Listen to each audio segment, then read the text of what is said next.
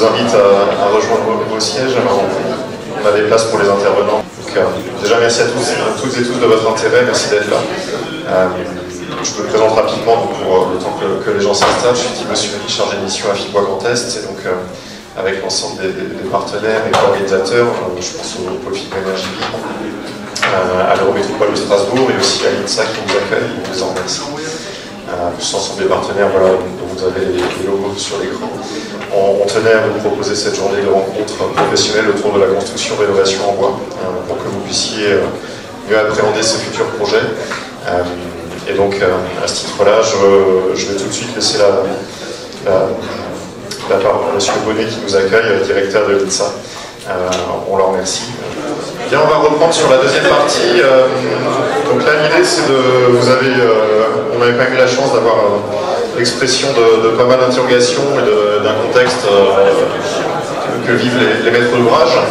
Et l'idée, c'est que désormais, on l'a un petit peu abordé en fin de première partie, que les professionnels puissent s'exprimer aussi, à la fois les architectes, les représentants de la construction bois notamment, pour montrer comment est-ce qu'ils peuvent répondre à ces interrogations.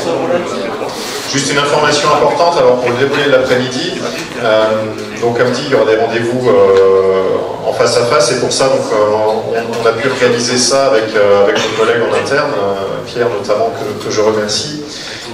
Et vous avez normalement, alors pour la plupart, donc, vous avez un numéro sur votre badge qui correspondra au numéro de table sur lequel vous serez invité à venir dès le premier rendez-vous, donc vers 14h15. Et donc, après, toutes les 10 minutes, donc, il y aura une personne qui restera fixe, et toutes les 10 minutes, donc, une autre personne qui est en face bougera d'une place. Et ça permettra, on espère, on a prévu 9 rencontres de ce type-là de 10 minutes pour que vous puissiez mieux vous connaître, échanger vos cartes et voir comment créer des synergies. Donc voilà, on vous réexpliquera le fonctionnement tout à l'heure. Et je passe tout de suite la parole à Jean-Charles Ribert, qui est architecte du cabinet Agence à Célestat et qui représente aujourd'hui le Conseil régional de l'Ordre des architectes, le président s'excuse puisqu'ils ont aussi un bureau le même jour qui réunit tous les conseillers. Donc Jean-Charles nous fait l'amitié de représenter l'Ordre aujourd'hui pour parler de la profession et des solutions qu'ils peuvent apporter sur la question du bois. Voilà, merci.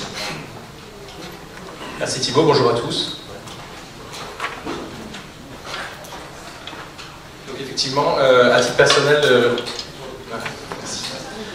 j'ai la chance du coup de travailler dans une agence autour de la question, donc c'est une agence qu'on qualifierait de militante autour de la question de l'usage du bois sous différentes formes.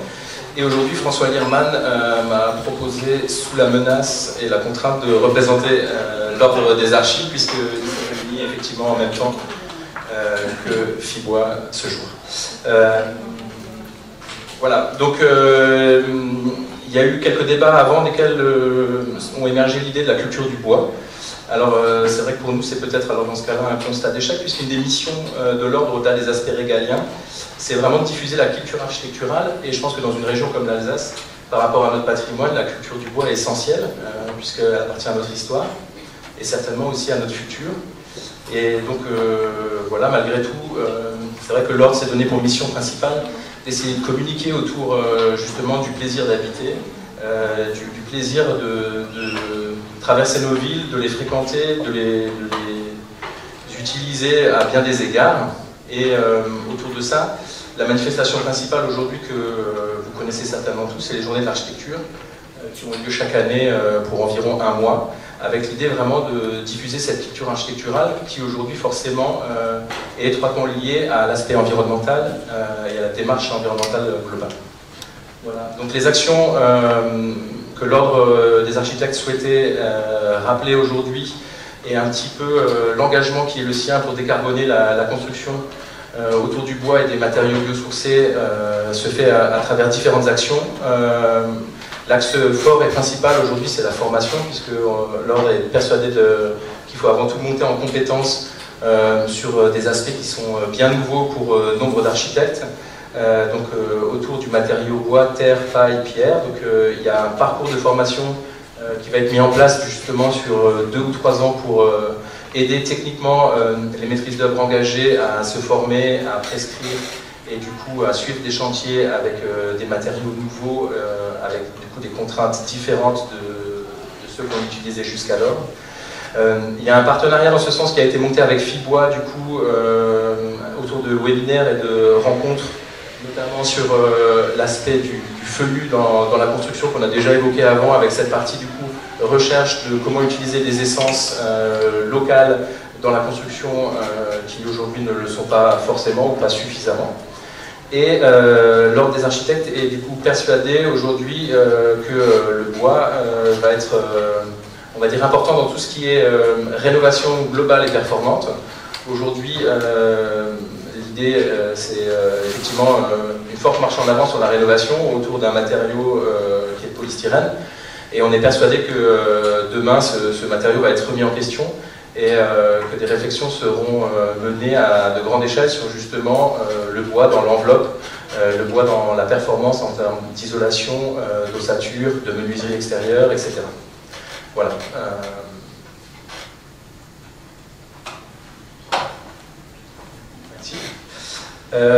Donc, comme d'autres intervenants précédemment, se pose pour nous architectes la question de l'approvisionnement. À travers du coup un mouvement qui s'appelle Frugalité Heureuse, nombre d'architectes et d'ingénieurs ont essayé un peu de cartographier les dernières années les ressources locales. Donc ressources locales, c'est on va dire des gisements de tout ce qui est carrière de pierre, tout ce qui est scierie, on va dire paille adaptée à la construction. Il y a les briqueteries qui ont été recensées. Et en fait, l'idée c'est de continuer, on va dire, à cartographier tous ces éléments pour aller jusqu'aux essences de bois, parce qu'on se rend compte que nous, maîtres d'œuvre, on n'a pas toujours suffisamment de connaissances, on va dire, du milieu propre dans lequel on construit. Et donc, l'Ordre des archis voudrait solliciter Fibois justement pour continuer à cartographier et à recenser finalement à la fois les essences et les forêts, mais aussi le stock potentiellement de bois disponible pour qu'on en ait une vraie lecture en amont de la conception des projets. On a aussi du coup la volonté, comme d'autres interlocuteurs, de voir la qualité des bois s'améliorer, puisqu'aujourd'hui on a des problèmes un peu récurrents dans l'usage du bois local, notamment de qualité de séchage. Ce qui fait qu'effectivement beaucoup de charpentiers, du coup beaucoup de nos projets ont recours à des bois un peu issus de filières industrialisées, alors qu'on pourrait très bien les remplacer par des bois massifs produits localement. Et enfin, l'idée c'est vraiment d'aider, on va dire, à monter des filières voilà, autour de cette ressource locale avec des acteurs locaux pour continuer à réduire l'impact du transport aussi dans les constructions. Thibaut est parti, du coup il faut que je...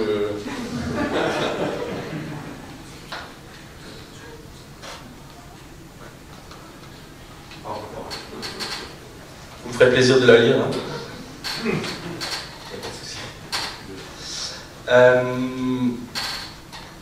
En tant que prescripteur, du coup, architecte, maîtrise d'œuvre, je pense qu'il est important pour nous de ne pas forcément opposer aussi aujourd'hui le bois issu de la transformation industrielle et le bois local. On est convaincu que pour maximiser l'usage du bois dans à la fois les constructions publiques, les logements, les constructions tertiaires, on a certainement besoin des deux de façon complémentaire.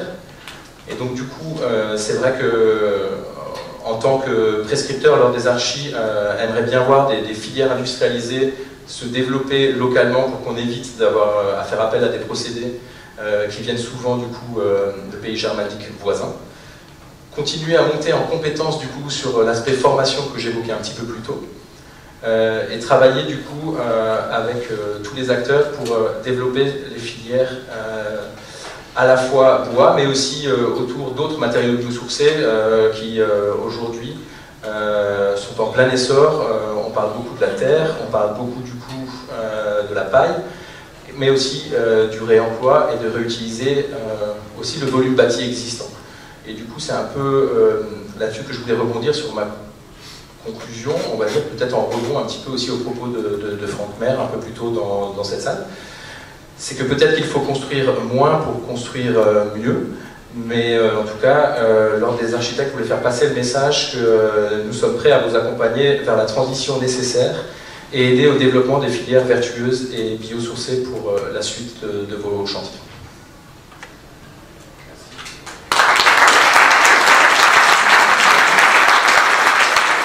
Merci beaucoup Jean-Charles. Donc c'est Paris cet après-midi, vous aurez l'occasion aussi de discuter avec des architectes. J'invite Stéphane Muller, alors, qui dirige l'entreprise Schilliger à Folgelsheim et qui va vous parler au nom de la scierie, la première transformation du bois. Donc merci à lui. Merci, bonjour à tous. C'était pas prévu, mais j'ai repris parce qu'il y a pas mal de petits points sur le bois qui m'ont un peu choqué et chagriné. Voilà. Donc on est un gros acteur local, alors surtout en Suisse, on existe depuis 1860. Voilà, 160 ans qu'on existe. Et près de Colmar, à Folgelsheim. Donc on scie, juste pour information, 1 million de mètres cubes bruns. Voilà, tout le gros. C'est des quantités énormes. C'est à peu près une centaine de camions grumiers qui viennent dans nos sites tous les jours. Voilà. Aujourd'hui, pour revenir, nous, on n'a aucun problème d'approvisionnement. Il n'y en a pas dans les 5, 10, 15 prochaines années. Beaucoup de personnes le disent. C'est faux, tout à fait. Et aujourd'hui, on a une scierie qui s'approvisionnons, toutes nos scieries, ça c'est la direction, à moins de 150 km autour de scierie. Voilà. Pour nous, c'est très important. Et on ne va pas chercher du bois très loin, Scandinavie, Bavière ou autre. On reste Baden-Württemberg, Suisse et Vosges-Jura. Voilà. J'ai pris la parole sur le CLT, parce qu'on est aujourd'hui un producteur de CLT aussi. Ça fait 25 ans qu'on fait du CLT. C'est pas venu du jour au lendemain qu'on a fait du CLT. Aujourd'hui, on a un outil de production et on a trouvé il y a 25 ans que le CLT était un bon produit pour aider la forêt, aider les constructeurs et aider le sous-produit de la scierie. Voilà, ça c'est important. Donc quand je dis aider la forêt, vous savez qu'aujourd'hui, dans la forêt, vous avez tout type de bois. Vous avez des bois qui sont scolités, des bois qu'on ne peut pas mettre dans le lamelé collé, dans l'ossature ou autre. Tous ces bois-là sont mis dans le CLT. Voilà. Dans la scierie, pour votre information, il y a un tiers des bois qui vont devenir des lamelés collés, du PMA, de l'ossature, bois massif à boucler, ossature. Tout le reste vont devenir de la sciure, des plaquettes, de l'emballage, des caisseries, du CLT. Donc c'est pour ça que le CLT existe. Voilà. Je peux bien l'entendre qu'il y a beaucoup plus de bois, tout à fait, je peux bien l'entendre, mais on ne va pas appauvrir la forêt à cause du CLT. Ça c'est bien. Et aujourd'hui, on a aussi, tout le monde le sait, main-d'œuvre, pénurie de main-d'œuvre. Aujourd'hui, tous nos charpentiers le disent, tous nos clients. Aujourd'hui, avec le CLT, on a un produit prêt à poser. Grosso modo, le charpentier peut faire 2 maisons à la place d'une dans le même laps de temps. Voilà. Donc ça, c'est un avantage aussi à ce stade-là. Ça changera peut-être en 5-10 ans, mais aujourd'hui, on est sur un manque de main-d'œuvre et des pénuries. Et aujourd'hui, le CLT, encore je dirais le dernier point, et c'est un projet qu'on fait aujourd'hui, ça va être le premier qu'on fait, c'est le réemploi du CLT. Voilà. Donc aujourd'hui, on fait un gros projet aux Jeux Olympiques, voilà, qui va être livré au mois de juillet, qui sera monté au mois de juillet, on est en train de le livrer. Dessus, donc on parle de 16 000 ou 17 000 m² de CLT, voilà, qui sera de nouveau démonté l'année prochaine, après les JO, et qui sera réutilisé et réemployé dans un autre projet. Voilà. Donc le CLT peut aussi avoir cette vocation de pouvoir de nouveau réemployer le point. Je vais rester très court. Il y avait un point sur le traitement, tout à fait. Le traitement pour nous, en tant que scieurs, c'est toujours quelque chose on se demande pourquoi on le fait. En Suisse, en Allemagne, en Autriche, on ne le fait pas. Les mêmes altitudes, on est pareil. Aujourd'hui, qu'est-ce qui est le problème? C'est le DTU. Voilà, c'est toujours pareil, c'est le DTU. Tout le monde demande de traiter. Aujourd'hui, le traitement, plus ou moins, c'est 2 à 3% du prix final du chantier. Voilà, donc aujourd'hui on cherche des économies. Là il y aurait une économie à faire de 2-3%, arrêtez de traiter les bois, mais aujourd'hui un DTU vous l'impose. Voilà, ça c'est aujourd'hui le point où on ne peut rien faire. Exemple sur l'incendie, donc un peu plus l'incendie, je suis un peu plus parce que je suis aussi à Paris et dans la commission par rapport aux normes incendie et aux organisations. Donc l'incendie va être quelque chose, les normes vont être compliquées pour le bois, mais surtout sur les bâtiments de grande hauteur. Voilà. Sur tous les petits bâtiments, il n'y a aucun souci. Mais c'est vrai que sur les 4+4, 4+5, en théorie, le bois ne pourra plus être visible et il y aura une grosse problématique dessus. Voilà. En termes de grands bâtiments, nous avons fait 3-4 bâtiments ces temps-ci. On a fait un 8 étages à Monaco, un 10 étages à Nice. C'est des bâtiments tertiaires, c'est des bâtiments HLM ou autres. Nous n'avons aucun problème d'acoustique par rapport à ces bâtiments. Aucun. On a discuté avec les gens, on les a vus, il n'y a aucun problème d'acoustique. Après, c'est pareil, il y a aussi la pause qui est très importante et la mise en œuvre. Voilà. Dessus. Et après, le dernier point, c'est le coût du bois. Alors c'est vrai que sur les devis, souvent le coût du bois est une problématique. Je suis tout à fait d'accord que le coût est beaucoup plus cher. La mise en œuvre est moins longue, on peut faire beaucoup plus de choses, et sur l'élévation autre chose sans beaucoup de calculs statiques, structurels ou autres. Mais on restera sur un produit bois à ce jour qui va être cher, parce que les bois en forêt vont être de plus en plus chers, ça c'est une certitude. Voilà. Et donc aujourd'hui, alors nous, chez nous, on pense que l'avenir, ça va être la mixité des produits, et on travaille beaucoup sur l'acier et le bois béton. Voilà, sur les produits. Voilà, je voulais juste intervenir, c'était pas prévu, voilà, c'était juste pour remettre un peu au centre de ce qu'on pensait. Merci à vous, et bonne journée.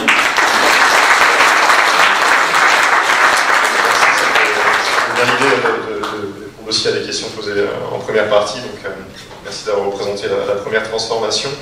On passe à la deuxième transformation avec Olivier Lang qui est intervenu tout à l'heure rapidement et qui va représenter donc, la FFB du Bas-Rhin en qualité de président de la section Charpente et nous exposer son point de vue. Merci Olivier. Oui, bonjour à tous et à toutes.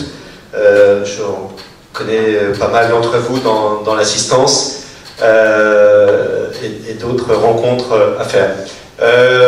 Alors, la Fédération du bâtiment est évidemment très engagée depuis longtemps sur la question de la construction bois, mais aussi, et c'est très important, parce que dans une fédération on fait du béton, on fait de la serrurerie, on fait d'autres métiers, il y a effectivement tout un travail connexe qui est en train de se mettre en place, et je vais y revenir.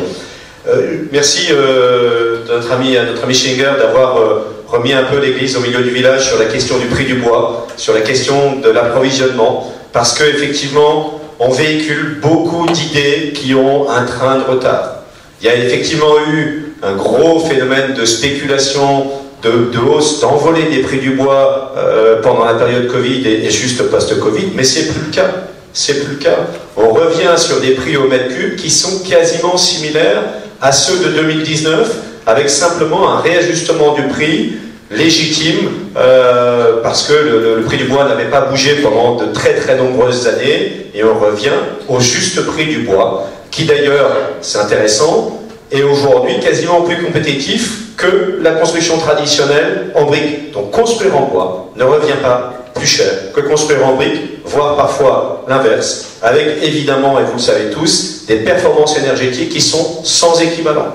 Sans équivalent. Donc je pense qu'il y a trop d'images et d'idées qui sont véhiculées un peu à tort et à travers, notamment peut-être de la filière traditionnelle qui prend un peu ombrage du fait que les réglementations environnementales portent la filière bois en avant, et évidemment, on appelle ça le lobbying, chacun défend un peu sa paroisse, de façon un peu légitime, mais donc ne vous laissez pas emporter par ce qui se dit à droite et à gauche, qui a un vrai train de retard. Voilà. Ça c'est pour repréciser effectivement ce point-là qui est important. Je rebondirai aussi sur un point où l'Eurométropole disait tout à l'heure qu'il faudrait d'abord travailler avec des architectes qui ont une culture de la filière bois. Je m'inscris en faux. Voilà. Il faut le dire, il faut qu'on puisse travailler avec tous les architectes. Il faut simplement qu'on travaille collectif avec les architectes. Parce qu'évidemment, la construction bois est une construction technique, complexe, parfois un peu fragile, notamment quand on crée des pièges à eau, notamment quand on ne gère pas correctement l'étanchéité des appuis de fenêtre, ce point de détail. Donc c'est un mode de construction dont le niveau de sinistrabilité, je vois notre ami de la QC, mais c'est un niveau de sinistrabilité qui peut être supérieur à la filière béton, mais en même temps, limiter la construction bois aux architectes qui ont déjà fait, c'est un peu le serpent qui se mord la queue, et je pense que ça serait assez dommageable à l'ensemble de nos filières. Mais par contre, mettons en place du collectif, mettons en place des conférences et des rencontres régulières autour de nos métiers, sur des aspects techniques, sur des aspects de sinistralité. Faisons évoluer nos métiers en collectif, et on y gagnera tous sur la filière. Donc effectivement, on va tout de suite aborder la question de la filière. J'interviens ici avec une double casquette, celle de représentant de la Fédération du bâtiment, mais aussi celle de fondateur d'une coopérative d'achat dont je vais vous parler dans quelques minutes. Sur la question des savoir-faire, aujourd'hui, pour construire, il nous faut des savoir-faire et des matériaux. Les savoir-faire sont ceux de nos compagnons, sont ceux de nos collaborateurs, mais ce sont aussi les nôtres, chefs d'entreprise, qui, on a évoqué la question des DTU, qui évoluent en permanence. On se doit tous dans nos métiers, du premier au dernier, d'avoir une excellente maîtrise de ces savoir-faire. Or aujourd'hui, on a des métiers nouveaux, on a des métiers qui ont fortement évolué, avec en plus la complexité d'avoir des techniques qui sortent des DTU, mélanger des techniques qu'on a un peu cherchées en Allemagne parce qu'elles sont très efficaces, très performantes, l'étanchéité à l'air et plein d'autres solutions. Et évidemment, on a besoin de travailler ensemble sur ces savoir-faire. On y travaille à la Fédération du bâtiment, on a des cycles de formation en interne, on n'a pour l'instant pas imaginé ou prévu d'y adjoindre nos partenaires architectes, mais why not? Je pense qu'il faut à un moment donné créer ça, partir du chantier, partir des problèmes qu'on rencontre sur les chantiers et construire ensemble effectivement ces savoir-faire et ces bonnes pratiques. Et puis on a la filière bois, on a les constructeurs bois, mais il y a aussi tous les métiers connexes autour, la menuiserie extérieure, elle qui pose des tablettes d'étanchéité de fenêtres dont je viens de parler, qui sont pas toujours étanches, la filière béton, etc., etc. Toutes les autres filières, il y a des interfaces. Et nous, on le voit sur les chantiers, ces interfaces sont une vraie difficulté. Une vraie difficulté pour l'architecte qui conçoit au départ, mais surtout pour celui qui pilote le chantier, qui est le nez dans le guidon et qui est pilote de chantier, les conducteurs de travaux notamment, qui se rendent compte que parfois, eh bien, les gens n'ont pas conscience des problèmes, ont l'habitude de travailler sur la filière traditionnelle et n'ont pas le niveau d'attention nécessaire au niveau de la filière bois pour mettre en œuvre correctement les produits. Donc il faut travailler sur les interfaces. Là aussi, au niveau de la Fédération du bâtiment, on est en train d'y travailler, je le disais, puisque la chambre construction bois et la chambre menuiserie extérieure sont déjà en train de travailler sur un certain nombre de sujets. Là encore, je pense que ça serait intéressant d'élargir.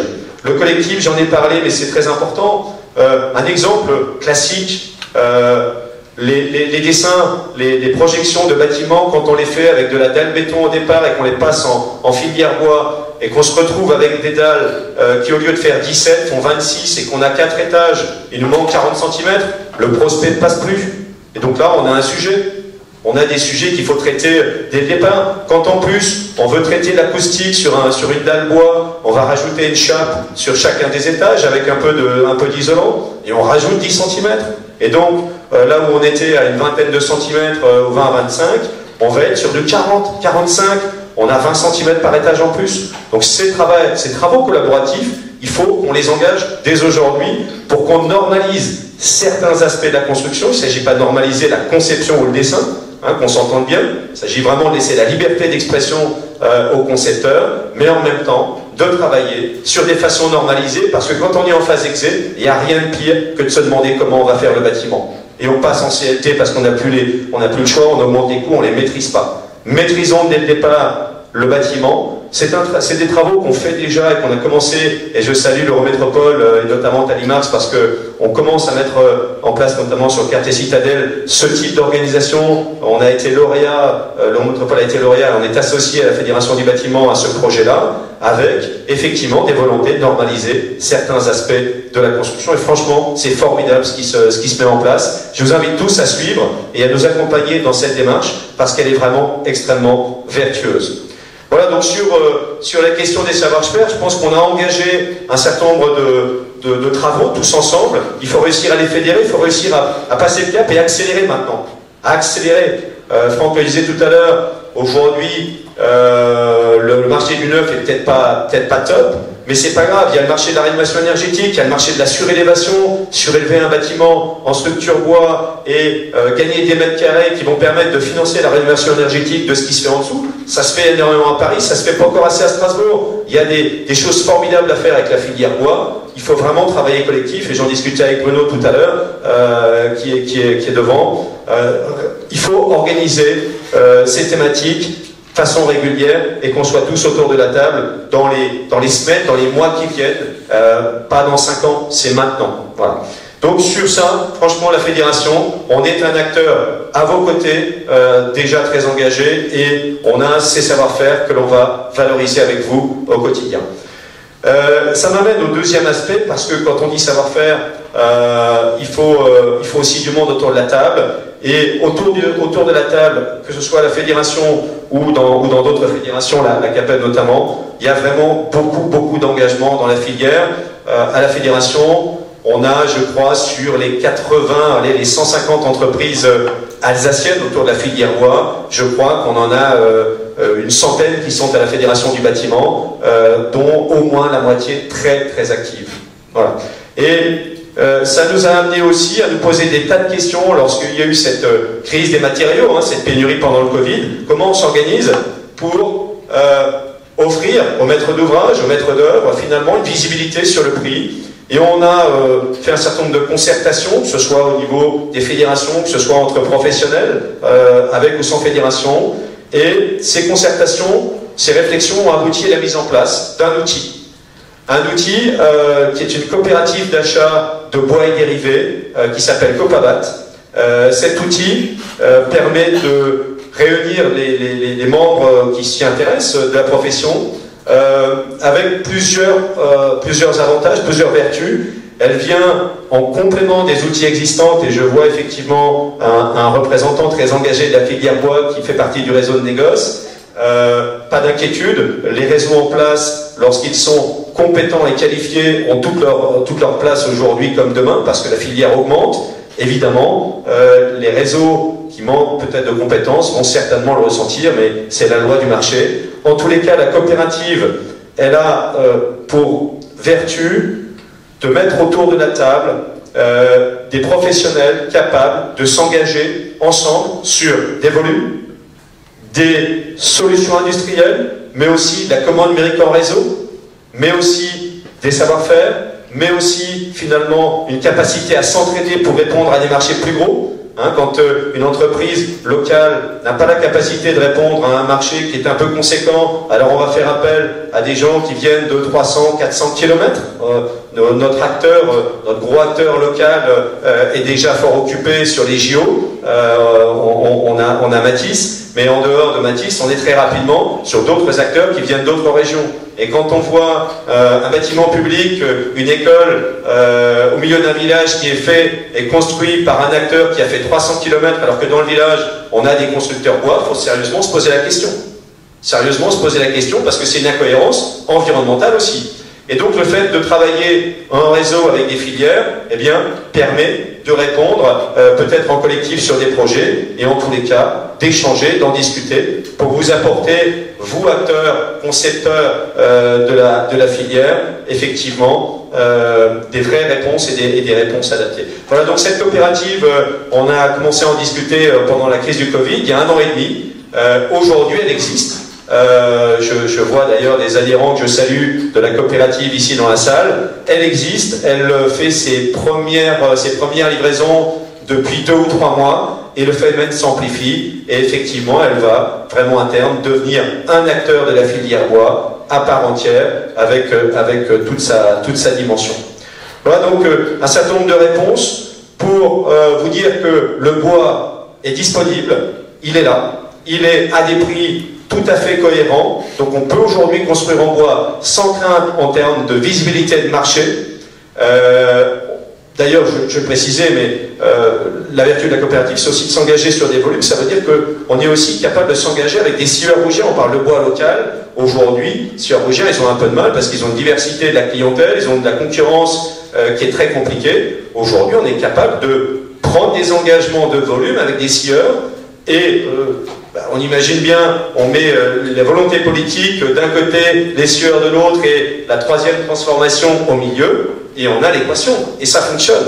Donc voilà, je pense qu'il faut se le dire, et donc combattre les idées reçues. Le bois est là, les prix sont là, les savoir-faire sont là, il faut encore y travailler tous ensemble, mais je pense que la démarche que nous avons aujourd'hui autour de cette conférence va dans cet esprit-là. Il faut vraiment renforcer nos travaux collaboratifs pour réussir à faire en sorte que la filière bois soit vraiment une filière d'excellence. Merci à vous.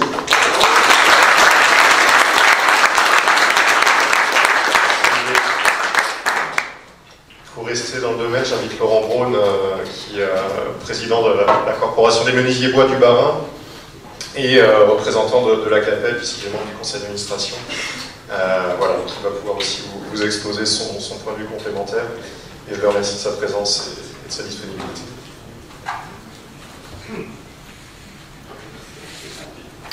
Thibault, bonjour à tous.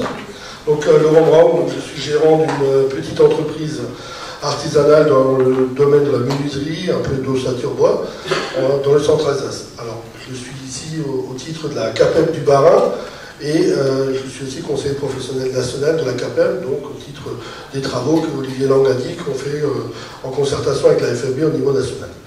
Alors, il y a beaucoup de sujets qui ont été abordés, beaucoup de réponses qui ont été déjà données.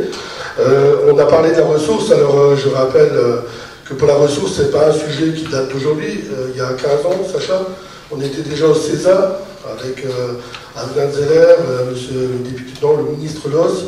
On avait visité l'ancêtre de Schlieger à Fauquesel, qui était avec à l'époque. Et déjà là-bas, on se posait la question de comment on allait approvisionner l'ossature bois, la construction bois, etc. Je vois qu'aujourd'hui, on n'a pas, je ne vais pas dire qu'on n'a pas avancé sur le sujet, mais c'est l'offre et la demande qu'il faut avancer, et des industriels comme Schlieger s'est présenté avant, qui nous donnent des solutions sur le terrain.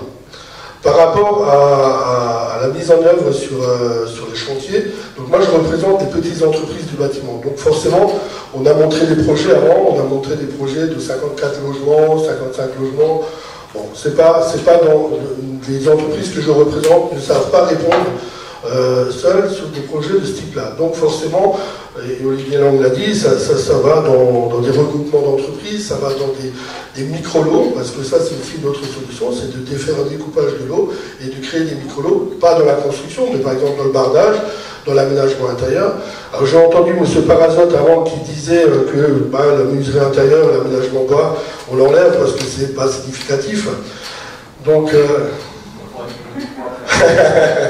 non, mais ce que je voulais dire, c'est que la construction bois, pour nous, quand même, l'aménagement intérieur et les fenêtres bois, les murs ossature bois alu, le mixte, sont quand même des éléments constitutifs de l'ossature bois et de la construction bois.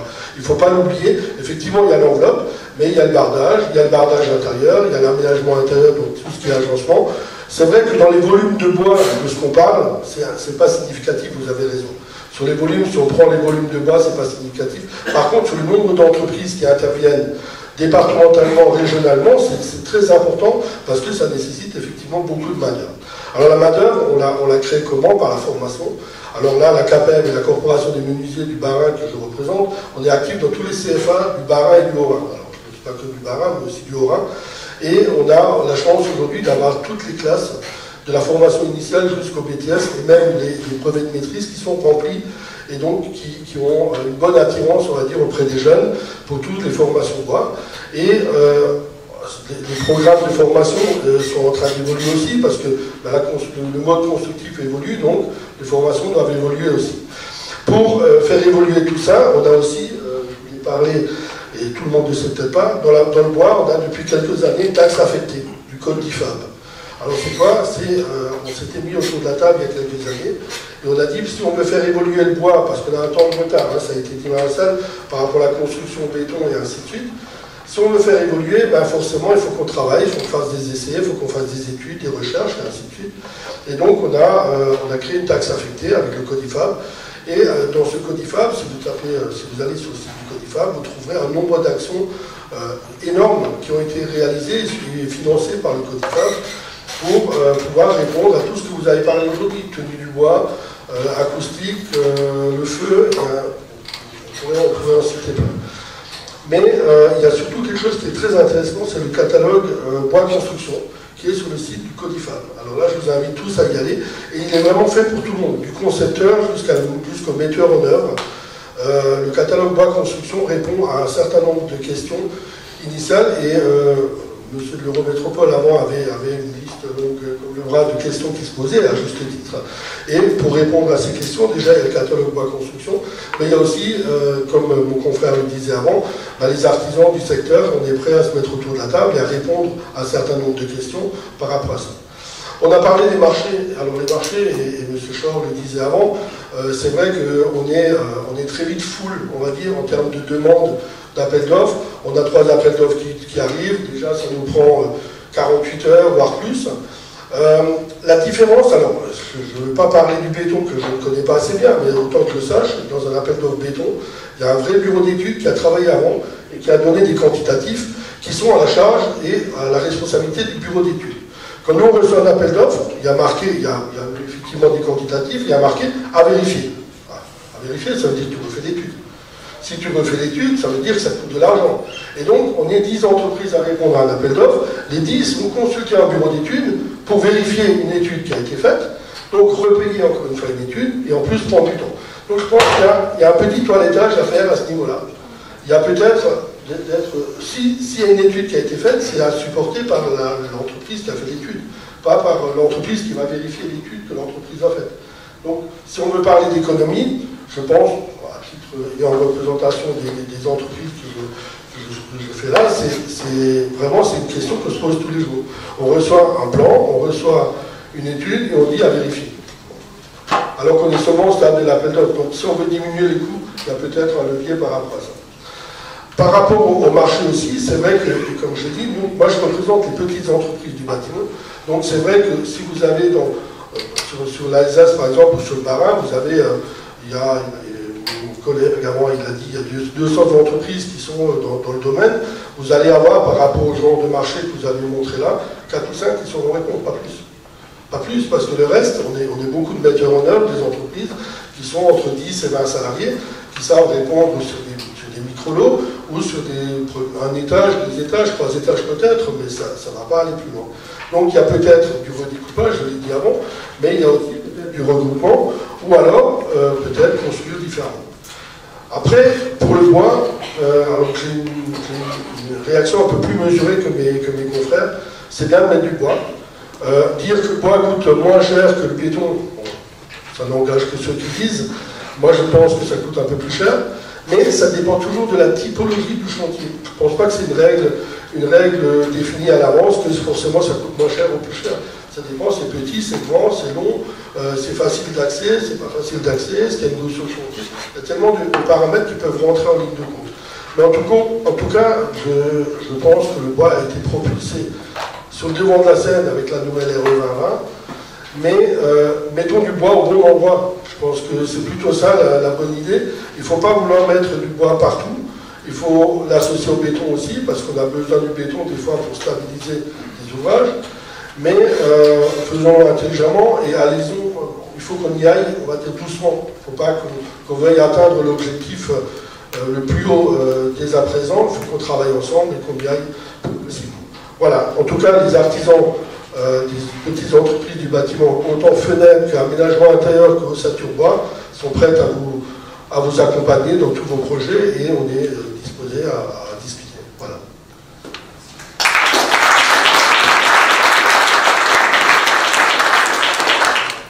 Je vais rajouter quelque chose là.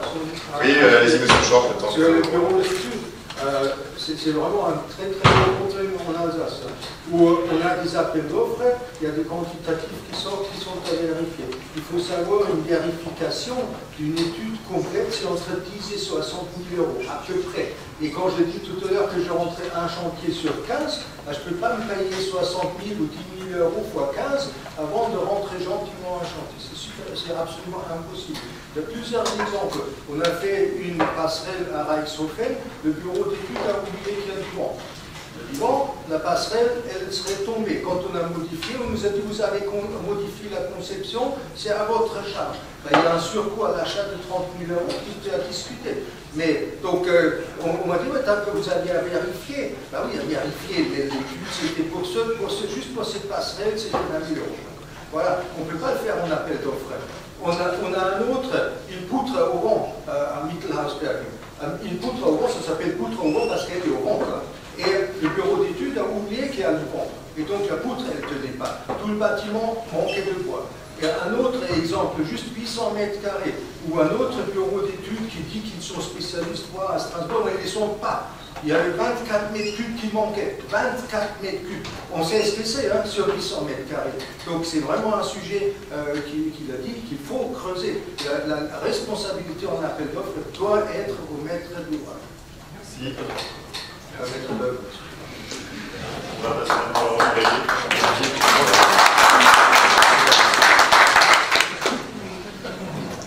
Bonjour à tous, merci de m'accueillir ici. Donc, je représente le pôle Fibre Énergie Libre d'Ambélier. Je m'occupe de la direction du développement au sein du pôle. Donc, le pôle Fibre Énergie Libre, c'est une structure associative, c'est un pôle de compétitivité. C'est une structure qui est financée aujourd'hui, en fait, à la fois sur fonds publics par l'intermédiaire de l'État, de la région Grand Est et d'un certain nombre de collectivités sur le territoire, dont l'Eurométropole. Et puis une partie qui est une partie d'autofinancement qui vient du soutien, en fait, de nos adhérents et des travaux que nous avons avec eux. Alors, il y a beaucoup de choses qui ont été dites.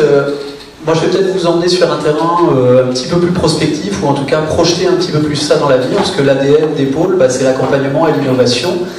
Il y a beaucoup de choses qui sont faites aujourd'hui, il reste encore beaucoup de choses à faire, on l'a dit, en fait, pour travailler sur le sujet de la décarbonation de manière générale, ou des stratégies d'économie circulaire. Les matériaux bois et les matériaux biosourcés sont bien évidemment à l'intérieur de ça, en fait, un élément de réponse qui est intéressant. L'idée, c'est peut-être de vous redire dans cette logique-là qu'il reste aussi en fait beaucoup de choses à faire. Donc dans cette démarche-là, il est intéressant, si on regarde la perspective, en fait, qui est la perspective de 2050, hein, avec cet enjeu de neutralité carbone. Alors, j'aime pas trop cette notion de neutralité, mais on va dire en tout cas de réduire de manière drastique en fait ce que sont les émissions et les impacts carbone en fait aujourd'hui des filières d'activité et de la filière construction, bien évidemment, à l'intérieur de ça. Alors on voit qu'il reste encore beaucoup de choses à faire. Dans cette logique-là, le pôle Fibre Énergie Vie, en tant que pôle de compétitivité, a ce rôle d'accompagnement en fait, de l'innovation, qui vous est repris ici en fait, autour des programmes stratégiques du pôle, avec cette notion de déclinaison en fait, dans la feuille de route pour les années 2023-2026, en fait, la manière dont les travaux du pôle sont concentrés. Donc en fait, on va retrouver sur les 3 premiers programmes stratégiques plutôt une approche en entonnoir en fait, qui part des enjeux à l'échelle du territoire ou du quartier, c'est-à-dire comment on décarbone en fait, les activités à l'échelle d'un territoire et d'un quartier, qui sont finalement bien évidemment plus larges à ce titre-là que uniquement le sujet en fait, bâtimentaire, puisqu'il y a des questions autour de la mobilité, il y a des questions autour de l'eau, il y a des questions qui sont plus larges. Pour ensuite descendre à l'échelle du bâtiment lui-même, sur lequel on l'a dit, en fait, il y a des enjeux bien évidemment de la construction neuve, mais il y a aussi des enjeux très très forts en fait sur le patrimoine existant et sur la réhabilitation du patrimoine existant. Et donc, comment on peut aujourd'hui en fait réussir à décarboner le patrimoine en place et les bâtiments en place, puisque si on le projette à l'horizon 2050, on voit bien qu'il y a quand même une partie significative en fait finalement du patrimoine et des bâtiments qui seront constitutifs du parc en 2050, qui seront finalement en fait déjà existants. Et puis ensuite, à une échelle qui est celle des matériaux durables et de l'économie circulaire, si on descend un petit peu plus bas à l'échelle en fait des composants. Donc ça, c'est cette notion d'entonnoir sur les 3 premiers programmes stratégiques. Et puis, il y a 2 programmes qui sont complémentaires à ça. Il y en a un qui est spécifiquement dédié sur la partie énergie, qui concerne l'efficience des systèmes énergétiques, qui, bien évidemment, en fait, depuis la production, la distribution, la consommation de l'énergie sont des leviers forts en fait, de décarbonation, et pour aller ensuite en fait, sur un dernier programme qui lui concerne plutôt la partie compétences et compétitivité. Pourquoi ? Parce que on voit bien finalement que pour faire ça, il y a à la fois des enjeux en fait, de compétences au sens d'évolution des pratiques métiers, des programmes de formation, et donc une évolution aussi de la capacité de la filière à se rendre attractive et à recruter en fait, des talents qui sont aussi des enjeux à l'intérieur de ça. Et puis d'un enjeu sur la compétitivité, parce qu'en toile de fond, pour pouvoir atteindre ces objectifs-là, que ce soit sur la partie énergie ou sur la partie carbone, on a besoin à la fois en fait, de ce que certains appellent cette notion de low-tech ou d'high-tech, c'est-à-dire d'être dans une combinaison entre une évolution des pratiques en fait, finalement, et de nos manières de fonctionner aux uns et aux autres au quotidien, mais aussi du support du numérique qui à l'intérieur de ça, on le voit bien, est quand même un levier en fait, assez fort pour pouvoir atteindre ces objectifs-là. Ça, c'était plus pour quelques éléments de contexte. Alors après, concrètement, en fait, au-delà de cette notion de thématique, comment le pôle intervient sur ces sujets et comment on peut contribuer, en fait, finalement, à ce que sont ces stratégies de décarbonation et plus spécifiquement, en fait, au sujet de la journée d'aujourd'hui sur la partie bois et biosourcés. je ne vais pas forcément les prendre dans l'ordre. Peut-être le premier, en fait, ce qui est important à retenir, j'ai parlé de l'ADN du pôle sur l'innovation tout à l'heure, c'est un premier levier effectivement très très fort, c'est-à-dire que, encore une fois, même s'il y a beaucoup de choses aujourd'hui en fait qui sont des techniques courantes, des pratiques courantes, des produits existants, des systèmes constructifs existants, il y a encore beaucoup de choses à faire. Et donc à ce niveau-là, en fait, le pôle a un rôle qui est un rôle historique, en fait, comme tous les pôles de compétitivité, d'accompagnement des projets de recherche. Donc on pourrait le scinder peut-être entre deux typologies publiques, une action en première intention en fait auprès d'acteurs industriels. On a parlé du sujet du feuillu et d'une meilleure utilisation de la ressource feuillue, en fait avec des questions sur l'évolution normative et les eurocodes, et puis ensuite sur la capacité en fait derrière à pouvoir intégrer et mieux utiliser cette ressource-là en fait finalement comme composant des bâtiments ou comme partie prenante du système constructif. Bon, typiquement, aujourd'hui, il y a des projets de recherche et il y a des travaux de recherche sur cette partie. On a parlé de mixité des matériaux, on a parlé de bois-béton, on a parlé de bois-métal. On voit bien que de la même manière sur ces sujets-là, il y a encore énormément de choses à faire. Et donc, on accompagne des consortiums ou des industriels en fait, sur le montage des projets de recherche. C'est-à-dire que concrètement, on va les aider à définir les contours de ce projet, trouver des partenaires, chercher des financements publics pour essayer de faire en sorte que ces innovations en fait, puissent voir le jour à un moment ou à un autre. Je pourrais prendre des exemples qui sont peut-être pour le coup un peu moins directement liés à la construction de manière unique, mais il y a des sujets sur la valorisation des connexes aujourd'hui par exemple, de la même manière, ce sont des projets de recherche. Voilà. Donc ça c'est sur la partie industrielle, et puis si on le reprend sur la partie maîtrise d'ouvrage, de la même manière, on a évoqué en fait certains appels à projets, on a évoqué le projet Citadelle qui est démonstrateur de la ville durable, en fait au même titre que 3 autres projets sur le territoire de la région, ou de plusieurs projets au niveau national. Il y a des appels à projets sur la partie hors site et la préfabrication avec l'appel à projet CROSS. On va avoir un rôle qui est un rôle d'accompagnement en fait des maîtres d'ouvrage, en tout cas d'essayer de porter ces dispositifs-là à leur connaissance et de contribuer ensuite au montage et à la labellisation en fait, des dossiers de candidature pour essayer de contribuer en fait, finalement à ce que ces projets voient le jour. Si on est, et je finirai peut-être là-dessus à ce moment-là, en tout cas sur ces deux éléments-là pour aller assez vite, si on est sur la partie en fait un peu plus opérationnelle, au-delà de cette partie innovation qui elle est un peu plus moyen terme, il y a aussi des questions qui sont beaucoup plus court terme, c'est-à-dire concrètement aujourd'hui, on a des industriels qui nous disent on a cette perspective de la RE qui va se rapprocher puisque la stratégie nationale bas carbone n'est pas alignée avec la RE, donc ce qu'on pensait être l'horizon 2028 va plutôt avoir tendance à se rapprocher de nous. Et on a des acteurs qui nous disent concrètement comment on développe une stratégie d'éco-conception en fait, autour des produits ou comment vous pouvez nous aider sur cette partie-là. On va les aider à réfléchir en fait, et à travailler concrètement sur ces sujets pour faire en sorte de développer des solutions qui demain soient des solutions dont on va pouvoir déjà valoriser, savoir d'où on part, valoriser en termes de communication ce qui est déjà fait aujourd'hui, et ça peut être un sujet aussi pour les acteurs de la filière bois, de bien valoriser en fait finalement la contribution en termes d'impact carbone des matériaux et des modes constructifs bois.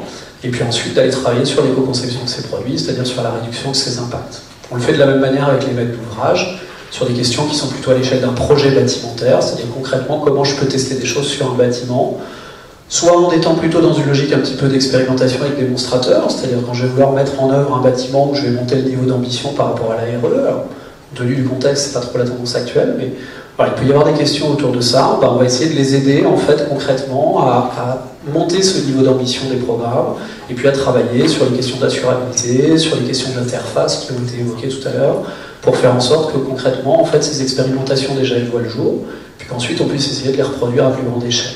De la même manière sur les sujets de l'économie circulaire, on a beaucoup parlé là en fait, de ce qu'est la construction neuve ou la rénovation, il y a aussi des questions sur la ressource de demain, c'est-à-dire concrètement on a des sujets aujourd'hui en fait, sur le périmètre vosgien, par exemple, sur qu'est-ce qu'on fait concrètement en fait, des matériaux bois qui sont en place et sur lesquels il y a des questions de réemploi, de réutilisation, voire de recyclage de ces matériaux. Donc voilà sur ce qui est de la contribution, et puis pour finir, donc on a un rôle de valorisation de ces sujets, c'est-à-dire qu'on contribue comme aujourd'hui à la mise en lumière, ou en tout cas essayer de, par des événements, par des communications, par des publications, de contribuer en fait à la mise en avant de ces travaux-là et à leur accélération. Voilà, merci beaucoup.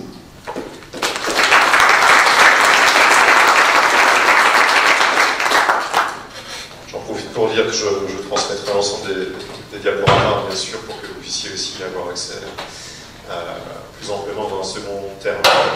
Je passe la parole à Isabelle Saladé et Pauline Dibold de la région Grand Est qui vont vous parler de un dispositif d'accompagnement, enfin d'aide à l'accompagnement de la maîtrise d'ouvrage.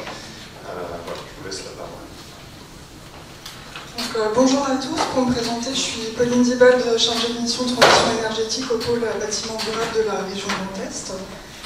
Donc, en termes d'accompagnement financier, on propose déjà sur le volet plus incitatif des bonus financiers dans le cadre de nos dispositifs d'accompagnement, notamment les dispositifs d'accompagnement à la rénovation énergétique des bâtiments publics et associatifs et à la fois les logements sociaux.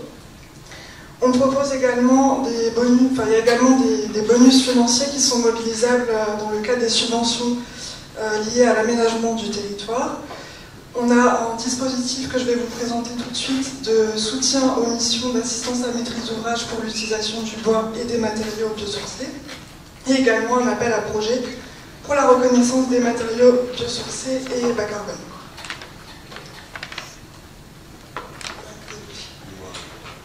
Alors, en termes d'accompagnement, on propose un dispositif qui vise à soutenir les projets de construction de bâtiments neufs, d'extension ou de surélévation, et également de rénovation lourde touchant à la structure du bâtiment.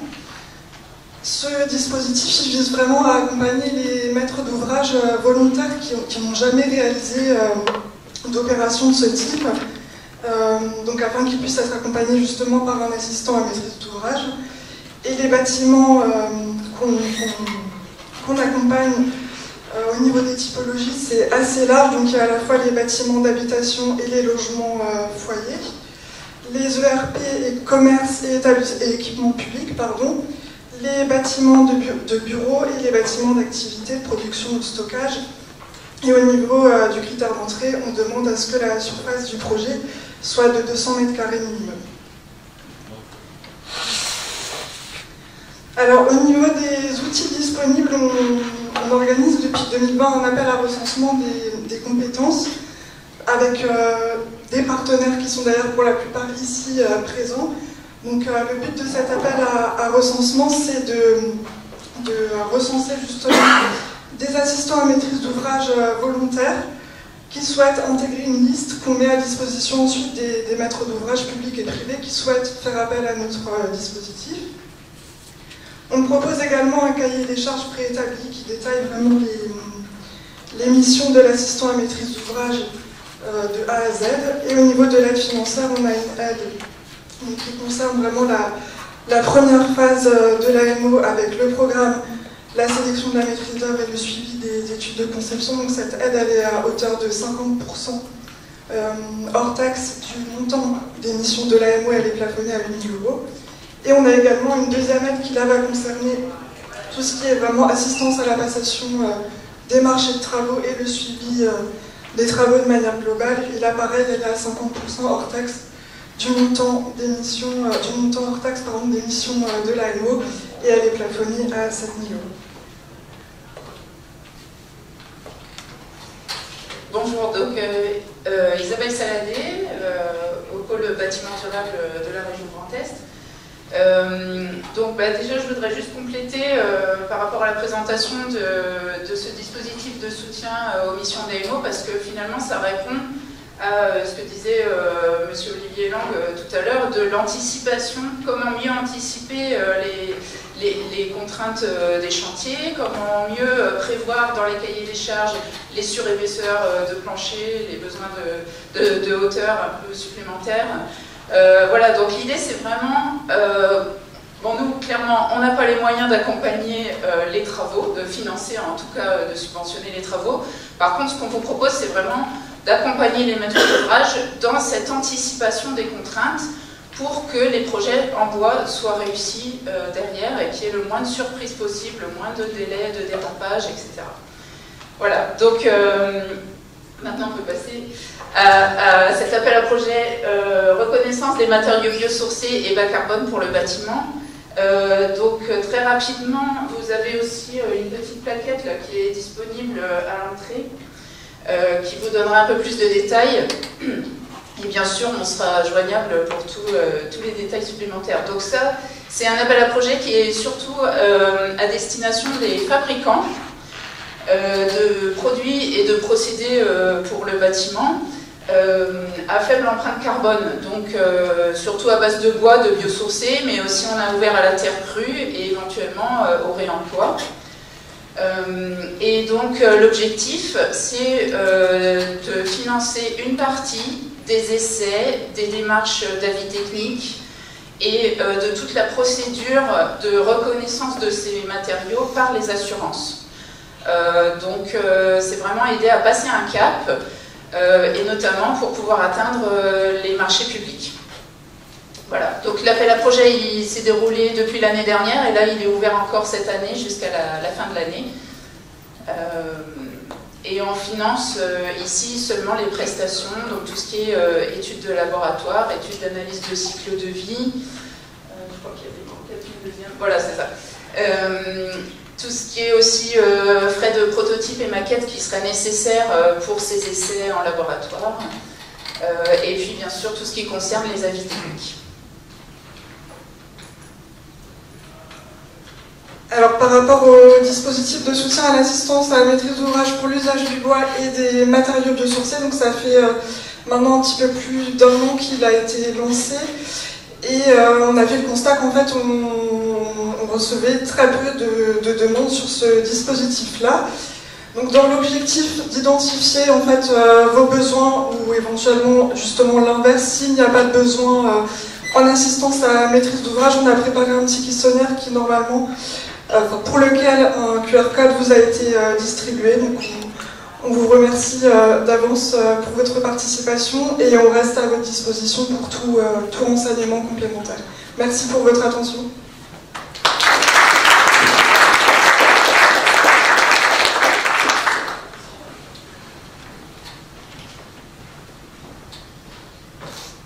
Donc, vous aurez les coordonnées aussi directement disponibles. Du coup, c'est à moi, puisque je me suis aussi imposé de vous présenter quelque chose quand même. Donc, pour vous présenter Fibois et ses outils, donc pour rappeler aussi qui on est et comment on peut vous accompagner et vous aider dans la meilleure connaissance des acteurs de la filière au niveau régional. Donc, je suis pour ma part chargé de mission à Fibois Grand Est, qui est présidé par Thierry France-Manor, qui nous a fait l'habitude d'introduire la journée tout à l'heure. Donc, on est présent sur la région Grand Est, donc sur trois antennes, donc chez Ticaille, pas très loin d'ici, Heillecourt près de Nancy et Chalon-Champagne.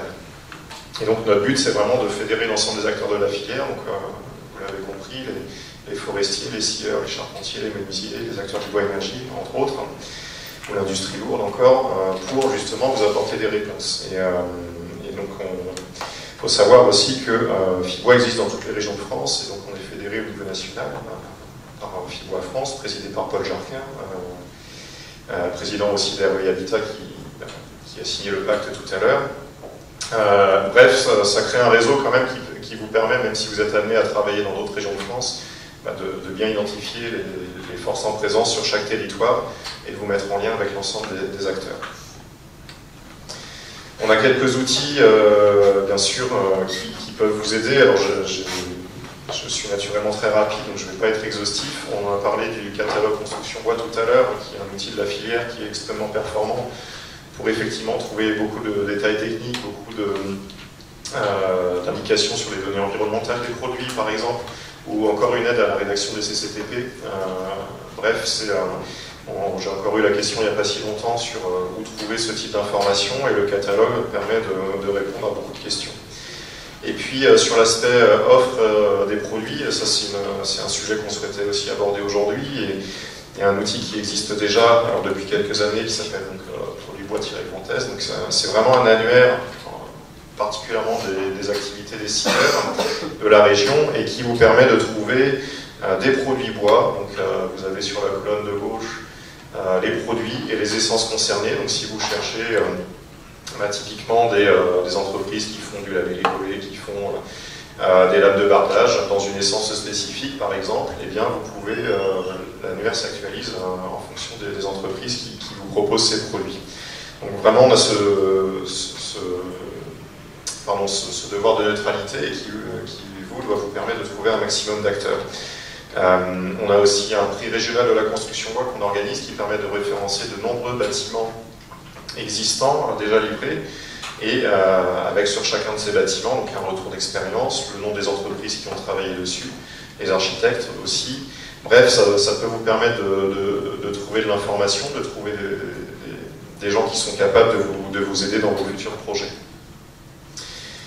On a le pacte bois biosourcé, on l'a évoqué tout à l'heure, donc je simplement vous dire que c'est une démarche qui est ouverte vraiment à tous les maîtres d'ouvrage, et donc si vous souhaitez rejoindre aussi ce groupe, n'hésitez pas, hein. C'est vraiment le but, c'est de fédérer un réseau pour là aussi monter en compétences tous ensemble avec les problématiques de chacun, et bien sûr pour mettre en lien après avec l'ensemble des professionnels. Donc l'idée c'est de proposer, nous au sein de FIBois, de proposer une animation pour justement animer ce réseau par des ateliers, on va se réunir mi-juin à Paris pour aller visiter le chantier des Jeux Olympiques avant une après-midi constructive où tous les signataires de toutes les régions pourront se rencontrer et échanger sur leurs problématiques. Bref, c'est vraiment un outil à votre disposition pour essayer de trouver des réponses aux questions qui se sont légitimement posées en première partie. Je voulais juste finir et aborder en un mot l'association Ingénierie Bois Construction. Alors, ils ne pouvaient pas être présents aujourd'hui, et donc c'est pour ça que je me permets de faire leur porte-parole. Simplement pour représenter aussi un maximum d'acteurs, il y a aussi les bureaux d'études spécialisés bois, et donc qui sont fédérés au sein de cette association, et donc qui peut là aussi vous permettre d'associer les bonnes compétences dès l'amont des projets pour ne pas connaître, en tout cas connaître le moins d'écueils possible au cours du chantier et de la conception. Et donc ces acteurs sont fédérés et je dirais sont qualifiés pour répondre aussi à vos besoins. Donc ils ont 16 domaines de compétences de qualification. Donc vraiment, vous les avez en liste. Donc le label collé, l'ossature bois, le CLT, formation, conseil, etc., qui normalement doivent répondre à la majorité, voire l'ensemble de vos besoins en matière de technicité et là aussi de compétences sur l'aspect notamment structurel des projets. Et donc IBC est une des ressources qui là aussi est à votre disposition pour trouver des professionnels, des bureaux d'études structure bois sur l'ensemble du territoire français. Et donc là c'est pareil, ils ont un annuaire sur leur site qui permet de trouver de la compétence à proximité. Voilà, j'ai juste les données 2021, ça a dû s'actualiser depuis, mais je n'ai pas pu avoir plus d'informations. Voilà, donc juste pour finir, quelques événements parmi lesquels que l'on est amené à organiser. Donc la journée Interpack, j'en ai parlé sur les chantiers des Jeux Olympiques. On organise un webinaire avec l'Ordre des architectes le 22 juin sur l'utilisation de bois de peuplier. On parle de l'utilisation des bois feuillus. C'est aussi une réalité qui existe. Alors on va aussi s'appuyer sur l'expérience de nos collègues de Hauts-de-France qui sont particulièrement avancés sur le sujet. Et sur le versant champenois de notre région, on a une vraie culture du peuplier, on a des industriels qui le transforment pour derrière aussi proposer des projets en peuplier structurel, voire en aménagement. Notre assemblée générale sera du côté de Reims le 23 juin et pour une dernière actu, notre prix régional de la construction bois, concours que l'on organise tous les ans et qui a recueilli une 60aine de projets bois assez récents cette année. Donc la remise des prix aura lieu à Nancy le 30 juin prochain. Voilà. J'en ai fini avec ma présentation et puis comme dit, je reste à votre écoute toute la journée et toutes celles qui suivent, sauf les week-ends, pour répondre à vos questions. Merci.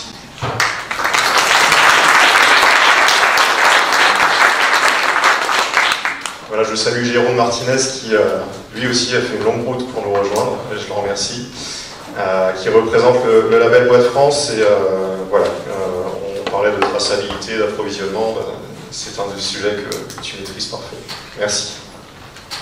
Merci beaucoup. Bonjour à tous. Donc en effet, moi je vais vous parler un petit peu de traçabilité du bois, parce que je suis arrivé il y a une petite heure, j'entends qu'on a besoin d'utiliser du bois dans la construction, il faut le faire. Je pense au contraire, pour répondre à une petite remarque qu'il y a eu tout à l'heure, qu'il ne faut pas se mettre de frein dans l'utilisation du bois, en tout cas dans la volonté d'utilisation du bois, parce qu'il y en a déjà suffisamment après, donc pas se mettre de frein dans la volonté d'utiliser du bois, et si possible du bois responsable, du bois dont on connaît l'origine, et c'est ce dont je vais vous parler. Donc le label Bois de France, c'est un label très récent, qui a vu le jour il y a à peu près 3 ans, début 2020, fin 2019, début 2020, juste avant la crise Covid, et qui est là pour apporter une double garantie, un bois issu de forêt française et une transformation française. Parce que sur le bois, si on parle uniquement de transformation française, de Made in France par exemple, on peut se retrouver avec un produit marqué Made in France dans lequel il n'y a pas de bois français. Et à l'inverse, vous l'avez peut-être vu dans des émissions ces dernières semaines, ces derniers mois, des produits marqués parquet par exemple, en chêne français, mais qui n'ont pas du tout été transformés en France. Voilà. Et donc quand sur le bois, on veut avoir un produit entre guillemets vraiment français, il faut réfléchir et origine du bois et transformation.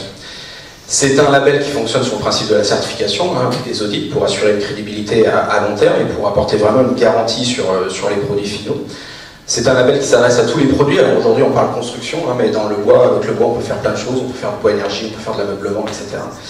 Donc on peut retrouver le label Bois de France sur ce type de produit.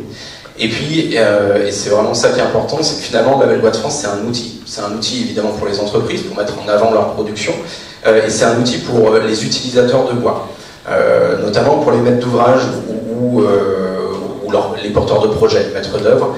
Je vais vous citer un exemple, on a 2-3 maîtres d'ouvrage qui sont venus nous voir récemment pour nous dire j'ai construit un projet en bois français, j'ai demandé du bois français, je voudrais le labelliser Bois de France.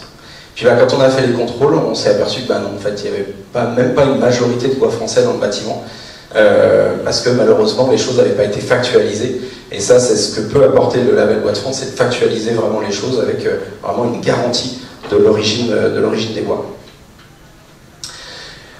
Le label Bois de France, il s'inscrit aujourd'hui dans les enjeux actuels, les enjeux sociétaux évidemment, avec le soutien à l'économie locale, la relocalisation. On n'a jamais autant parlé de relocalisation, de réindustrialisation que depuis le Covid et même dernièrement. Vous avez sûrement suivi les allocations de notre président, et ça permet de garder cette valeur ajoutée de la transformation du bois sur nos territoires. Et puis évidemment les enjeux environnementaux, on a entendu parler de la RE 2020 depuis ce matin, c'est la problématique de l'empreinte carbone, et ça, un bois récolté localement, transformé localement, mis en œuvre en France, c'est une réduction de l'impact carbone par rapport à des produits bois toute origine.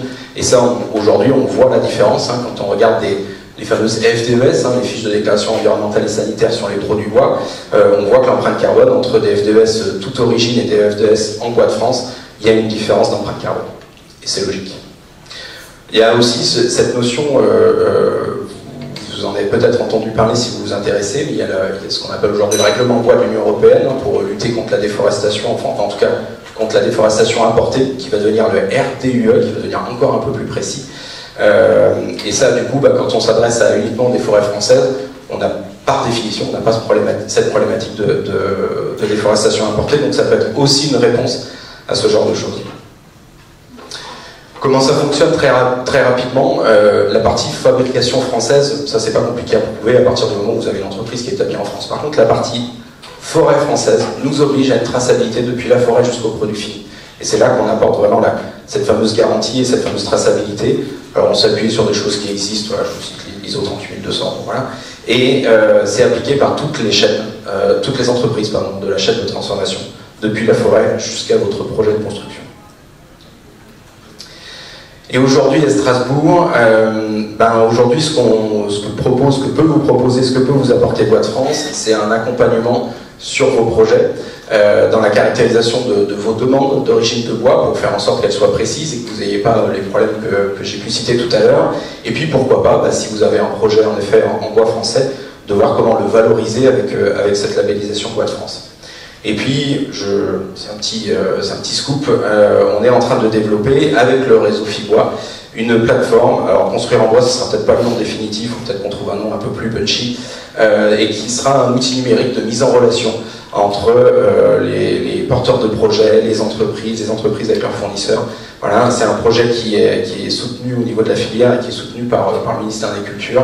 Là, c'est juste un petit scoop, mais si demain, dans quelques mois, quand cette plateforme sera là, si vous cherchez des entreprises pour intervenir, on espère que cet outil pourra répondre à vos attentes.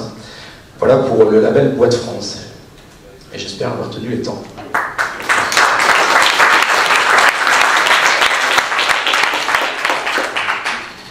monsieur RTL, question? Oui, vous la répétez peut-être. Oui, oui, Je voulais savoir la label Bois de France en France. Oui, la question porte sur le lien entre comment inscrire la Bois de France dans la commande publique, notamment. C'est une très très bonne question.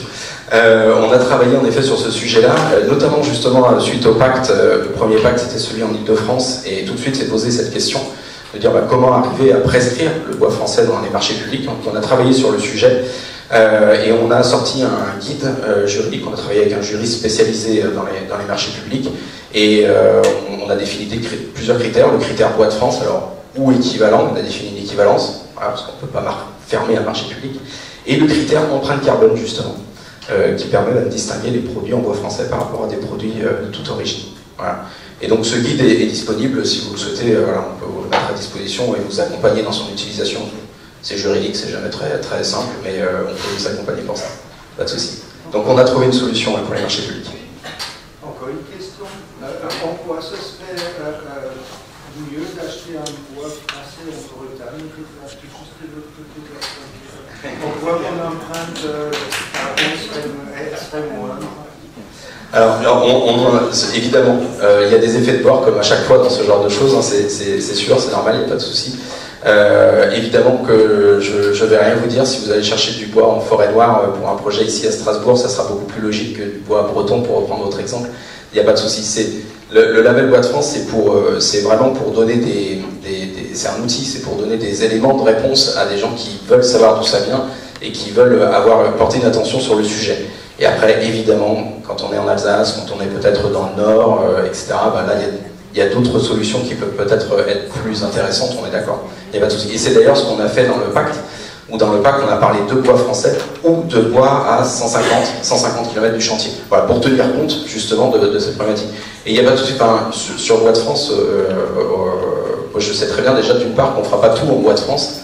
Ça, cette question-là, il n'y a pas de souci, il n'y a pas de question, en fait. Aujourd'hui, on a 30% de bois français dans la construction en France.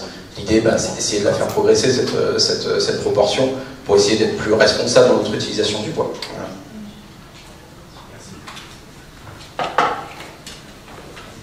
Merci à toi. Je passe la parole à Bertrand Chauvet, délégué régional de l'Agence Qualité Construction, qui va aussi nous éclairer sur notamment le système assurantiel français. Je te laisse la parole. Merci Thibault, bonjour à tous, merci à l'Interprofessionnel du bois pour son invitation.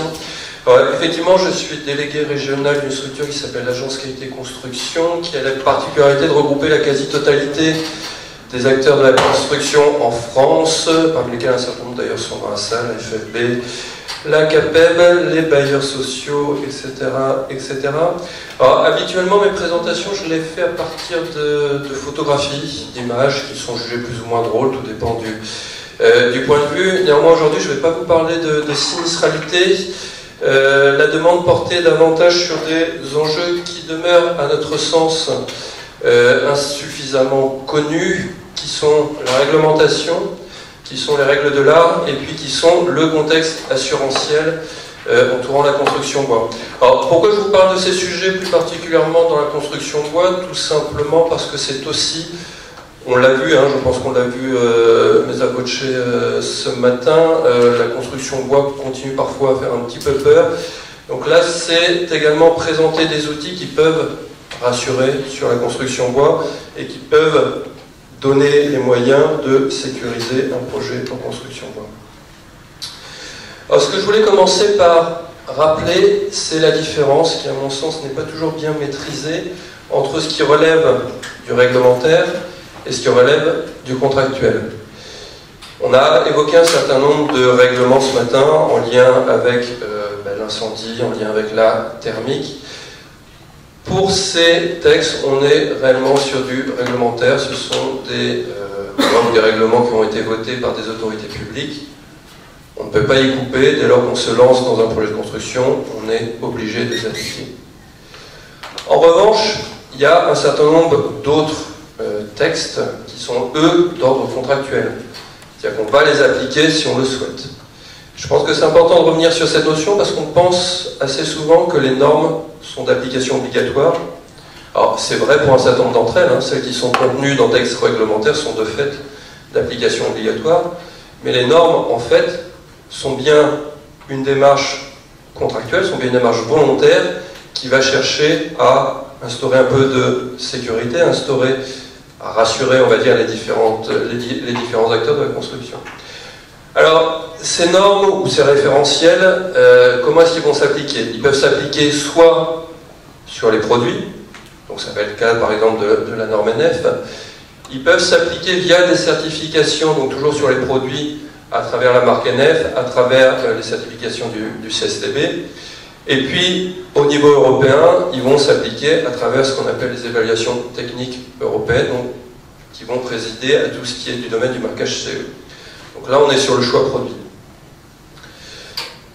À côté de la contractualisation autour des produits, il est également possible, et même souhaitable à vrai dire, de contractualiser autour de choix constructifs. Qu'est-ce que ça veut dire choix constructif? Ça veut dire mise en œuvre. La mise en œuvre, donc on va pouvoir la normer à travers des règles de calcul, c'est le cas des Eurocodes qui là pour le coup sont assez souvent obligatoires. La mise en œuvre elle va pouvoir être normée à travers des DTU, à travers ce qu'on appelle les recommandations professionnelles RAGE. Donc là on est sur un corpus de textes qui ont été élaborés pour accompagner un certain nombre de techniques dites innovantes, il y a encore quelques années dans le cadre de la transition énergétique, au premier rang desquels la construction bois. Je reviendrai sur les sources tout à l'heure, sur l'endroit où vous pouvez trouver ces recommandations professionnelles RAGE. Les règles professionnelles qui sont, elles, élaborées par les organisations professionnelles et soumises à un organisme qui s'appelle la Commission Prévention Produit. Je reviendrai sur le rôle de la Commission Prévention Produit d'un point de vue assurantiel tout à l'heure. On va trouver également des possibilités de contractualisation à travers les cahiers des prescriptions communes, donc dans les appels d'offres publics et notamment à travers le cahier des prescriptions techniques. Et puis on va le trouver toujours au niveau européen pour accompagner les évaluations techniques européennes à travers les documents techniques d'application, donc qui vont indiquer comment un produit sous ETE, sous label CE, sous marquage CE, va devoir être mis en œuvre. Alors, à travers ces différents textes, à travers ce différent corpus de textes d'application volontaire, encore une fois, j'insiste, on trouve également ce qu'on appelle des avis techniques. Alors, vous allez me demander pourquoi est-ce que les avis techniques sont à cheval sur les produits et sur les modes de construction, sur les modes de mise en œuvre. Tout simplement parce qu'un avis technique s'applique toujours à un produit mis en œuvre. Autrement dit, je pense qu'il est vraiment important d'avoir en tête qu'un produit, aussi performant soit-il, s'il est face à une mise en œuvre défectueuse ou quasiment impossible, on a eu le cas de produits dont la mise en œuvre était de facto quasiment impossible, ce produit ne pourra pas fonctionner correctement.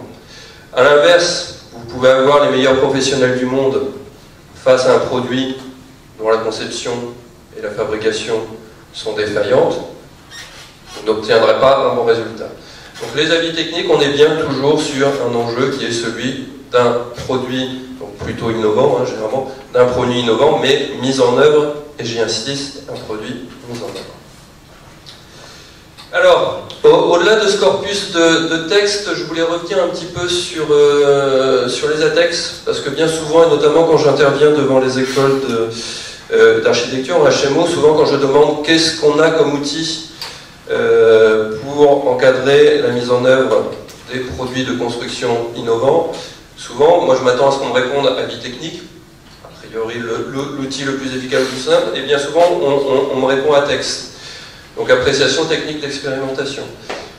Les ATEX, on n'est pas véritablement sur une forme de normalisation, on va plutôt chercher dans une démarche d'innovation, on va chercher à résoudre un problème, alors soit sur un chantier, donc ça va être le cas des avis techniques d'expérimentation de type B, c'est-à-dire qu'on est confronté à une difficulté, on va chercher à lever cette difficulté en face du contrôleur technique, en face de l'assureur. Ou alors, on peut également travailler sur de l'innovation à travers des avis techniques d'expérimentation de type A, qui vont, eux, chercher à rassurer sur un produit ou un procédé sur différents chantiers, mais, j'y insiste, et c'est ça qui va le différencier d'un avis technique, sur une durée limitée. Généralement, on considère que les ATEX, qu'ils soient de type A ou de type B, sont un peu l'antichambre de l'avis technique que pourra attribuer le CSTB à un moment donné. Alors, pourquoi est-ce que je vous dis tout ça? Parce que c'est aussi une manière pour moi, et je crois que ça a été assez largement évoqué déjà ce matin, il est bien de rappeler qu'il existe déjà un certain nombre de textes permettant de sécuriser, permettant d'encadrer la construction bois, et qu'avant de recourir à une forme d'innovation, quelle qu'elle soit, il est bien quand même d'avoir en tête l'intégralité de ces textes et de vérifier que parmi les textes existants, les textes qui ont été écrits, coécrits par des professionnels de la construction, il est bien de vérifier qu'il n'existe pas déjà, avant de se lancer dans un ATEX par exemple, qu'il n'existe pas déjà un DTU ou une règle rage qui permettra de solutionner une dimension technique. Donc, je ne reviens pas sur l'ensemble de ces textes, et de toute façon la liste n'est pas exhaustive, mais vous les avez devant vous. Alors, où trouver ces différents éléments? Alors, il y a un certain nombre de sites qui ont déjà été cités ce matin. Pour indiquer que ma présentation vous sera distribuée, donc je ne m'attarde pas spécialement dessus. Peut-être uniquement sur les recommandations professionnelles RAGE, hein, donc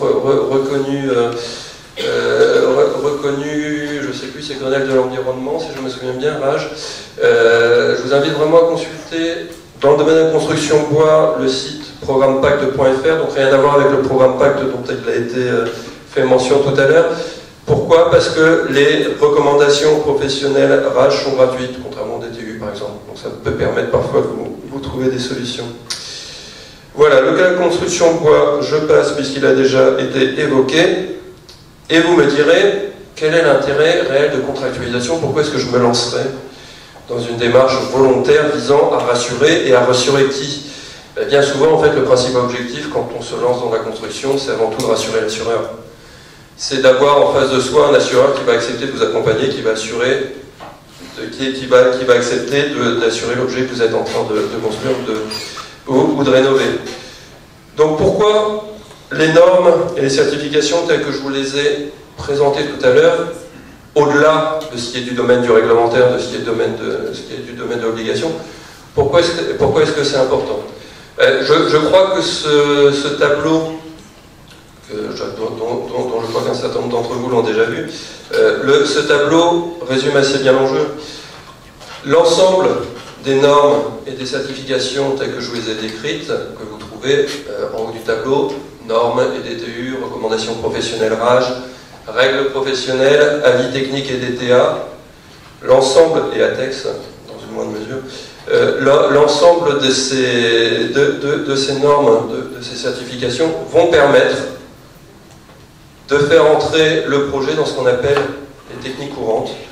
Qu'est-ce que c'est que les techniques courantes? C'est du langage d'assureur, c'est du langage propre au code de l'assurance. Ça signifie qu'en pratique, dès lors que vous mettrez en œuvre une technique en suivant ces normes, vous serez de fait intégré dans la décennale, dans l'assurance décennale. A l'inverse, si vous sortez de ces normes, de l'application de ces textes, nous vous invitons à vous rapprocher de l'assureur pour bien vérifier qu'en cas de sinistre, et même si possible avant, il acceptera de le prendre en charge. Donc voilà, c'est ça l'enjeu principal de ces normes, c'est ça l'enjeu principal de ces référentiels de ces textes, c'est tout simplement avoir des outils qui permettent de rassurer l'assureur sur la qualité et la non-sinistralité probable de ce que vous êtes en train de construire. Un dernier mot pour finir sur ce tableau. Pourquoi est-ce que entre la reconnaissance par l'assureur et les normes et les règles professionnelles et les recommandations professionnelles, pourquoi est-ce qu'on a une analyse de la C2P? C'est tout simplement parce qu'il existe à l'intérieur de l'agence qualité construction une commission qui s'appelle la commission prévention produit, qui fonctionne un peu en double cliquet. C'est-à-dire qu'après que les textes aient été adoptés, écrits et adoptés, donc soit par les organisations professionnelles pour les règles professionnelles, soit par la CSTB pour les avis techniques, eh bien nous allons faire une seconde analyse qui portera notamment sur la réparabilité des solutions proposées, sur leur relative facilité de mise en œuvre. Nous allons faire une deuxième analyse qui permettra de valider définitivement les normes, les certifications que j'ai évoquées. Je crois que je vais m'arrêter là. Il me reste combien de temps ? Il faudrait conclure. Alors juste, je voulais faire un petit point. La QC n'a aucune responsabilité dans l'écriture de cette réglementation telle qu'elle a été produite. Simplement, je voulais faire un petit point parce que je pense que c'est important et je ne suis pas sûr que l'information ait tant circulé que cela. Rappelez que actuellement est écrit par le ministère de l'Intérieur. Vous savez que pour les établissements qui reçoivent du public, c'est le ministère de l'Intérieur qui est en charge. Et le projet de réglementation tel qu'il a été écrit par la Brigade des sapeurs-pompiers de Paris a été présenté récemment au Forum Construction Bois, si je ne me trompe pas. Et je voulais juste que vous ayez en tête, parce que je pense que l'impact sera lourd pour les ERP et pour les ERP de plus de 8 mètres, mais souvent il arrive que les doctrines de la Brigade des sapeurs-pompiers de Paris percolent un petit peu dans l'ensemble des constructions. Donc vous rappelez que les principales dispositions de cette réglementation, ça a été évoqué tout à l'heure, pour les bâtiments supérieurs à 8 mètres, un bois structural qui devrait être entièrement protégé du feu, ça s'entend, avec au maximum une paroi en bois apparent, et pour tous les bâtiments, donc recevant du public, encore j'insiste, des circulations verticales et horizontales protégées. Voilà, donc il est évident que l'impact pour les ERP sera lourd. Encore une fois, la doctrine de la BS, Brigade des sapeurs-pompiers de Paris, BSPS, la Brigade des sapeurs-pompiers, on va dire, on va simplifier, a tendance à se diffuser sur les autres textes, sur les autres types de mise en œuvre. Donc voilà, le futur appartient probablement à cette réglementation et invite probablement à y réfléchir dès à présent. Et je vous remercie pour votre attention.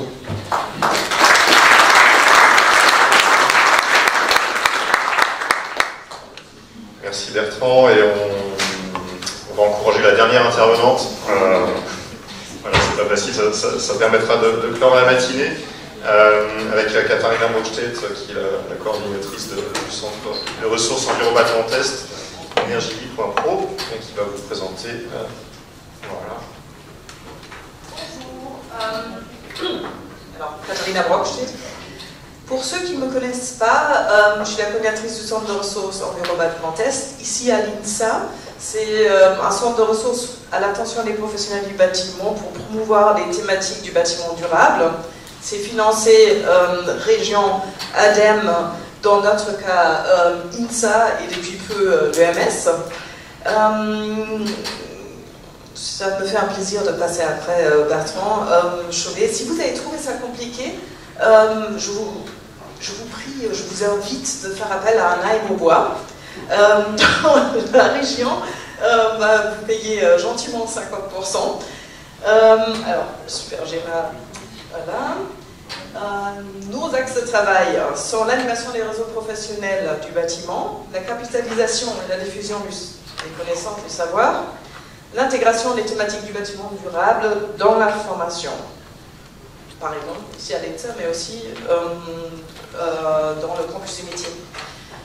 Alors nos cibles sont vous dans la salle, je passe des détails, c'est à peu près les mêmes cibles. Nous sommes 3 dans le Grand Est. Sur les anciens territoires, il y a Arcade-et-Thieu qui est sur Champagne-Ardenne et Lorraine. Nous sommes sur l'Alsace et le PQE est sur le Grand Est. Les centres de ressources existent partout en France et on a plus ou moins tous les mêmes thématiques. L'ACV, biocarbone, du coup les matériaux biosourcés, la construction de bois, l'adaptation au changement climatique, beaucoup les risques climatiques. On est en train de faire une étude sur la prise en compte des risques climatiques lors des rénovations, extrêmement intéressant. C'est vraiment un sujet pour la construction bois, pour absolument tout. C'est de tenir compte de là où vous êtes, pour l'inondation, pour RGA et compagnie. Grand sujet, économie circulaire, bien évidemment, et la rénovation. Pour la construction bois, on organise tout le temps des visites, pas mal de conférences. Dans notre prix Enviromat Contest, beaucoup des prix sont les constructions bois, clairement. L'île au bois, on a accompagné avec des visites, avec des ateliers. Lors de notre congrès bâtiment durable, il y a 2 ans, on l'a valorisé. Tali Marx, par exemple, a bien parlé de ce quartier, et un film l'a valorisé aussi. Nous avons participé à l'étude de l'AQC sur les constructions en bois de plus de 8 mètres hauteur. Normalement, vous le trouvez en haut, s'il reste des exemplaires. Vous trouvez toutes nos ressources sur notre site, notamment les présentations. On a une chaîne YouTube où vous pourrez revoir presque la totalité de nos conférences. Et les podcasts sont sur SoundCloud qui m'a désolé. Et si vous voulez recevoir nos informations, merci de vous inscrire dans notre liste de diffusion. Alors, je vous épargne toute la liste des événements à venir. Il y a un colloque acoustique qui traite aussi la question du bois le 1er juin. On va visiter 2 bâtiments en public en bois le 23 juin à Egenay et à Haguenau. Lors de notre remise de prix bâtiment Enviromat Grand Est, on va bien sûr trimer les bâtiments en bois. Je ne vous dis pas lequel. On va organiser un parcours passif et clairement biosourcé, notamment avec Thibaut. On va faire une conférence cette année sur la démarche bas carbone pour descendre l'impact carbone des structures, aussi en bois. Et on va parler d'une démarche, on va faire un sandwich, c'est nos formats entre midi et 2. On va faire un sandwich sur la démarche bas carbone de White en Suède. C'est eux qui ont fait le plus haut bâtiment en bois. Ça c'était pour Enviromat Grand Est. Je vais vous parler aussi de quelque chose qui est tout nouveau à l'INSA. C'est une chaire qui s'appelle Cadre frugal, transdisciplinarité. Et je vais vous expliquer pourquoi ça peut être intéressant pour vous. Cette chaire, on peut faire du mécénat qui a un sens dans une vision globale d'un projet. On peut faire aussi plus concrètement d'autres choses que je vais vous expliquer après. C'est une approche transdisciplinaire. Elle se veut locale, travailler avec les ressources locaux et tout ça, tourner vers l'avenir en intégrant les réflexions actuelles à partir de l'existant. Alors, à l'INSA, on a plein de spécialités. Cette chaire va toucher architecture, génie civil, génie climatique, énergétique et topographie. Les thématiques, c'est un peu comme Enviromat Grand Est, risque climatique, rénovation, transformation et emploi, frugalité, sobriété, ressources locales, savoir-faire locaux, bilan carbone. Et ça peut être, par exemple, sur le choix des matériaux, l'ACD, la composition, les caractéristiques physiques, mécaniques, chimiques, la qualité de l'air intérieur.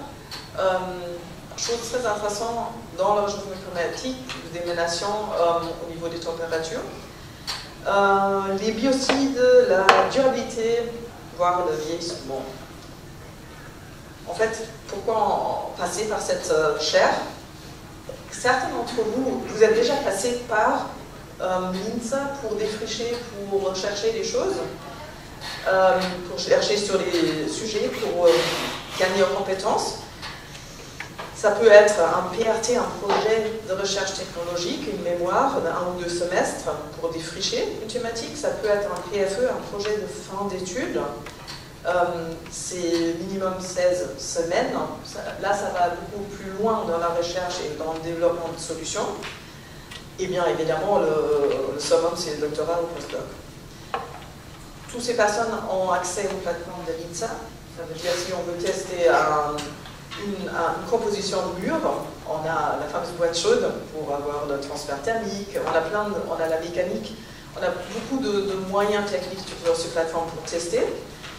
Du coup, voilà, il y a le contact avec les étudiants, avec les enseignants qui gèrent ces PFE. C'est ce qui est nouveau. Normalement, on faisait rarement valoriser les PFE dans les conférences, mais là, c'est vraiment prévu de les valoriser, diffuser les résultats, mais aussi, on peut organiser des colloques pour justement discuter de la question que vous vous posiez. La gouvernance de la chaire et les réunions régulières des enseignants font aussi en sorte que quand vous posez la question, de voir si c'est la bonne question, est-ce qu'il ne faut pas la voir différemment, de le mettre dans un contexte plus grand, de regarder en transdisciplinaire de tous les côtés. C'est un moyen de faire un échange entre la formation et les entreprises qui est extrêmement intéressant, je pense. C'est à la fois de rentrer dans la formation, mais aussi que la formation, les étudiants avec leurs idées très frais et très bien, amènent une nouvelle réflexion dans les entreprises. C'est aussi un moyen de trouver quelque part des futurs professionnels, des futurs employés en faisant travailler les étudiants. Les contacts, c'est Philippe Leroy, c'est le directeur d'INSA Entreprise. Il y a Christelle Grèce, c'est la coordinatrice de la chaire. Et moi aussi, vous pouvez vous adresser à moi. Je vous remercie si vous avez des questions.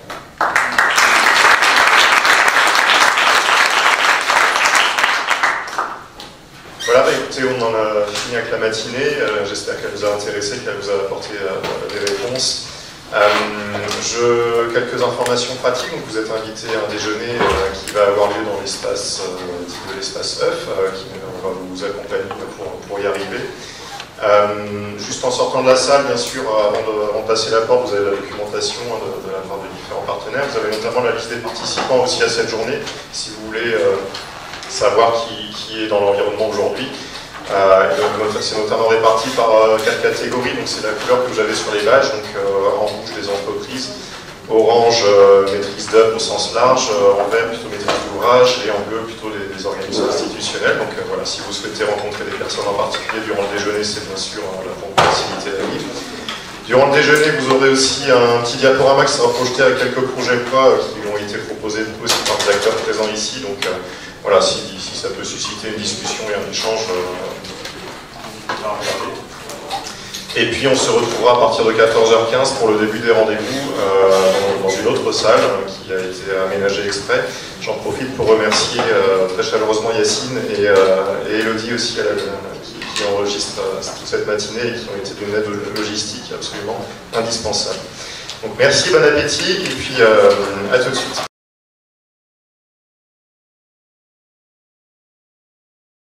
Désolée d'interrompre les discussions.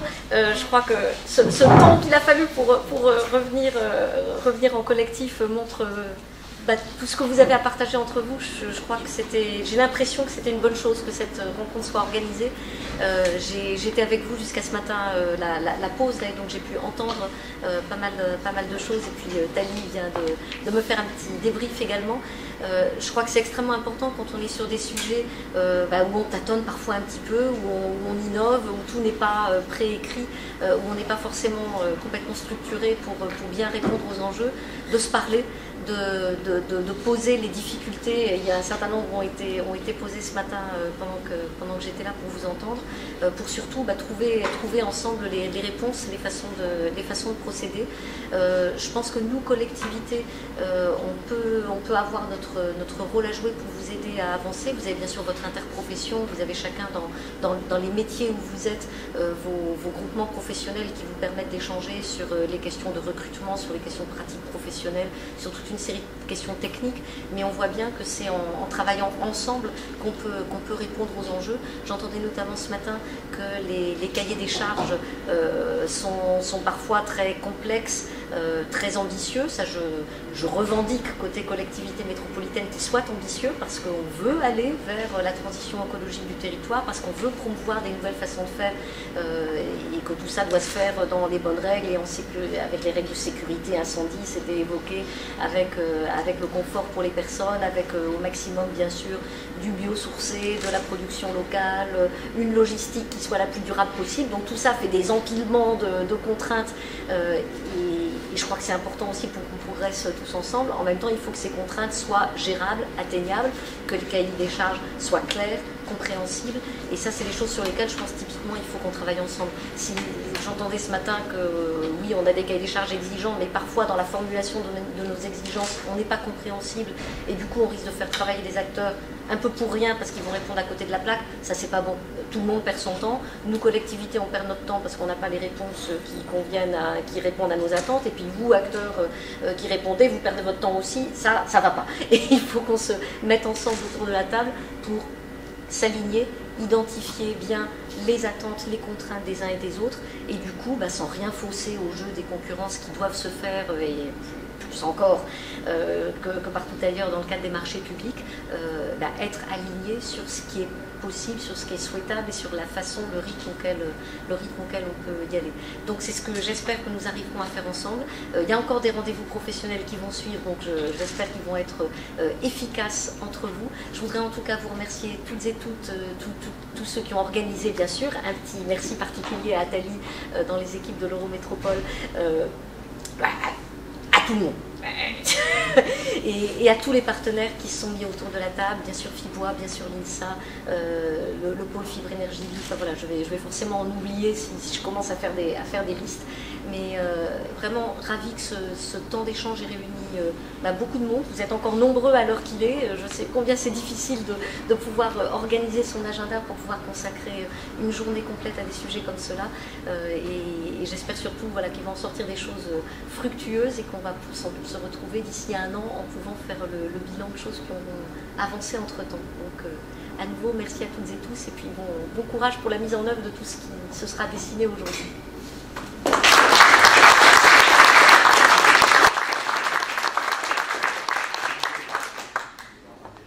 Merci beaucoup.